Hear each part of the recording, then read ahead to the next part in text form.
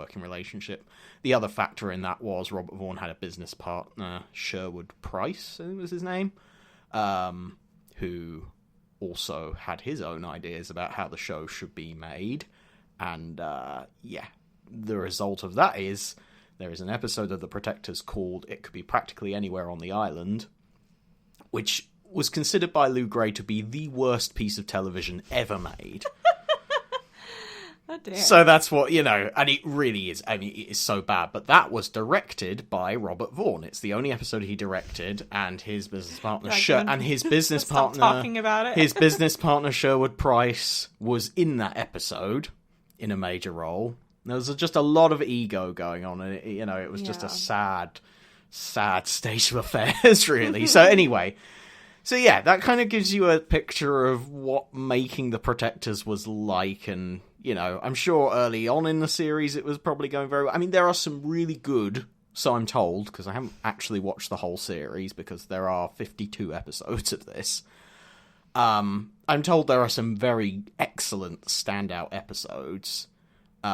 Usually those are the ones that feature people who have previously been in Gerry Anderson shows, like Ed Bishop, who'd been the star of UFO, and Shane Rimmer who did an episode as well, and those are really good standout episodes. It's just there are also some where it just doesn't quite work. But anyway, as far as this episode is concerned, what did you think of the plot and the story behind it?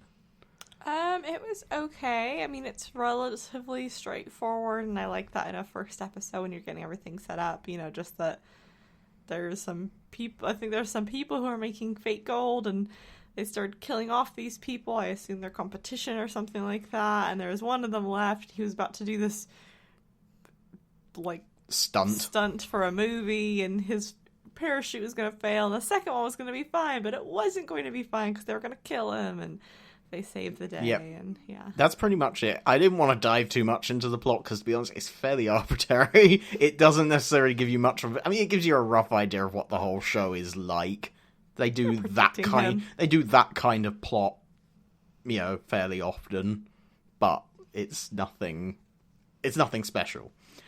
And, as far as a first episode goes, I could have shown you pretty much any episode of the series and you would have gotten the same impression from it.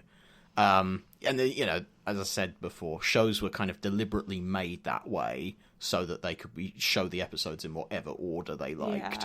And there were 52 episodes, which is, apart from Twizzle, the most episodes of any Gerry Anderson series ever made. Isn't that weird? I think it is kind of weird. Well, and I will go on to say that it was one of the most successful Anderson series ever made in terms of how many people watched it and how popular it was. It wasn't huge on merchandising or anything like that. They had some, I think, comic strips or something like that. They were featured in, various different publications and things like that at the time. It was very popular. That's why they commissioned a second series, which doesn't happen all that often with Gerry Anderson shows, really. But they were very confident to commission a second series. They were going to commission a third, and the funding fell through, and that was it. Why do you think it was so popular, and yet we never really talk about it in Anderson circles, at least? I don't necessarily know. There's no, vehicles, and there's no puppets, and some of the things that people particularly like about Gerry Anderson shows and have carried with them, especially at that point through the years a little bit. So maybe that's why? Yeah. I mean, pretty much that's the reason. It's so... there's just not very many elements to hook onto. But it was popular at the time because that type of show was very popular at the time. It was very... you didn't necessarily have to be too invested in it to understand what was going on because the format was so loose and didn't have much to it, it was easy enough to pick up and, not be too confused by what was happening. Obviously, they had so much location filming that was very popular, for American audiences to see that. Obviously, it's got an American star in it, so that's a big draw. it's very, to me at least, it's very formulaic in, they just had all the right elements in order to make a popular show, and therefore they made a popular show. That's kind of all there is to it, in a way. And that's why it's less interesting, at least to me, to analyze it and think about why it worked, because it just sort of does, Yeah. Anyway, yeah. So, I don't know. Hello, doggy. She refused to sit down while we were watching this. She was blocking Catherine's view of the screen the whole time. There she goes. Yeah, she's gone off now. Yeah. What did you think of the... Just waiting for Thunderbird 5 to be called, guys. I know. What did you think of the action sequences in this? They were pretty good. There's, lots of shooting and cars and stuff. And yeah, the other part, and I said it out loud at the time, was like when they were talking about how to, take down this rifle that's going to kill someone if the guy doesn't jump with his failing parachutes. Yeah, I was like, the contestant's like, oh, I just need some time. And so they kind of pretend that the parachutes are going to, so they do this whole thing, song and dance, only for the contestant to get into some sort of truck that seems to be somewhat, like, armored and bulletproof in some shape or form. And she just kind of drives it. Yeah, she just drives it in front of the woman who's about to get shot. And I was like, I thought you were just going to drive that straight into the platform. Into the scaffolding. Yeah. The whole thing would fall down. Everything would be fine. These clearly aren't great people. That would create a bit of a scene, though. There was and shooting. Could be dangerous to other people. There was shooting. Yeah, I suppose so, but, And I don't understand why she needed all the time, either. It seems like all she needed to do was jump in a truck and move forward a little bit, and she would, like...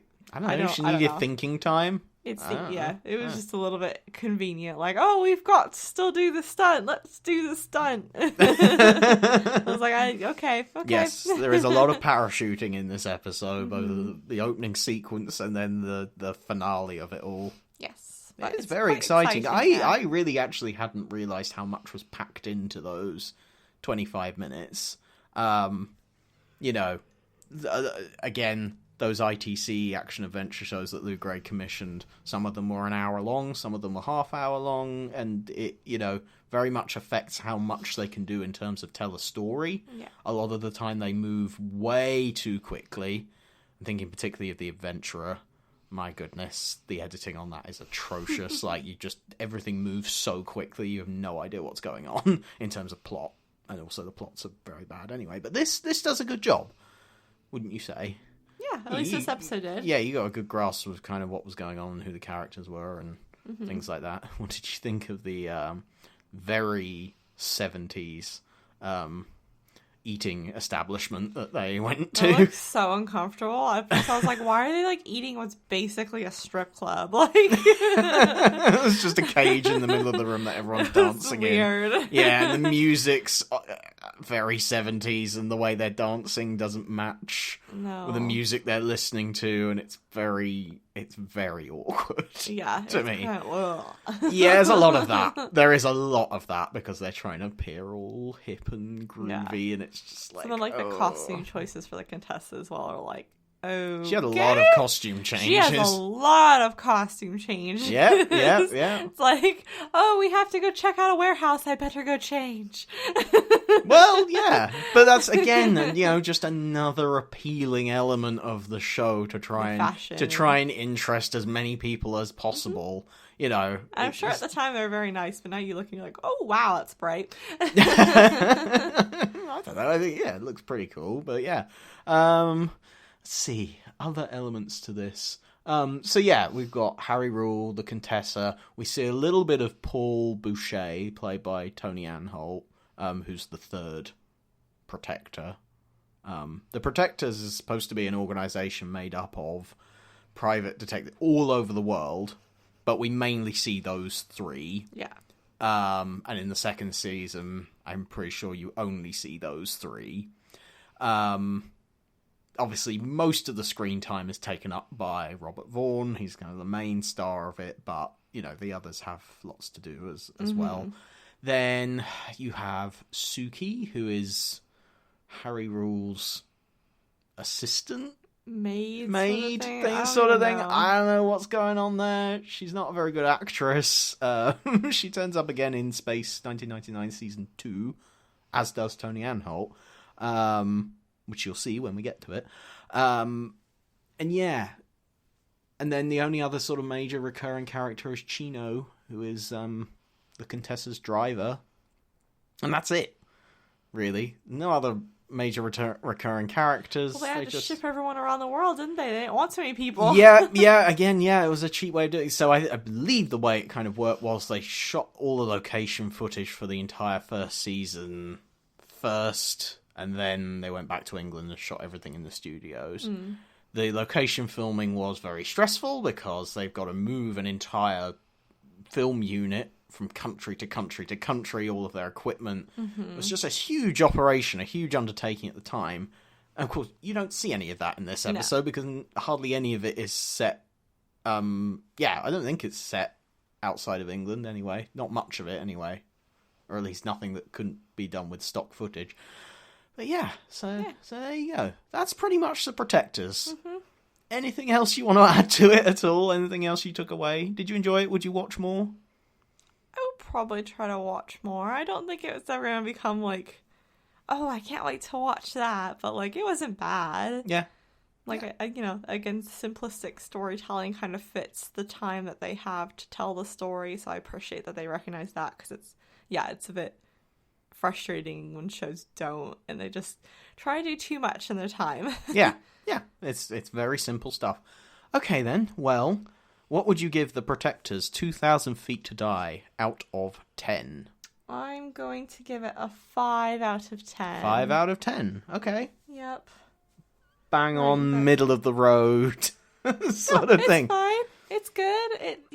It's okay, but I don't think many people would be like, that's my favorite.